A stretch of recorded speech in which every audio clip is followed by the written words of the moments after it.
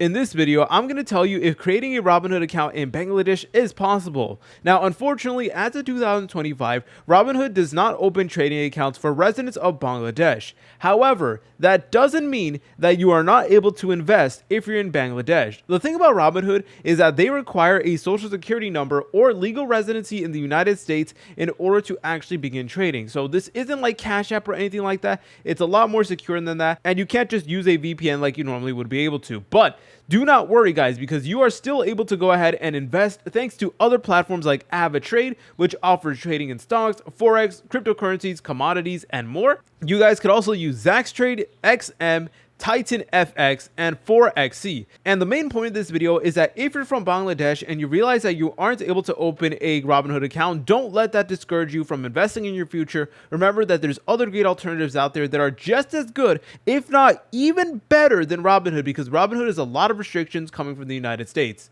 But anyways, guys, if you found this video helpful, make sure to leave a like and subscribe. I'll see you in the next tutorial.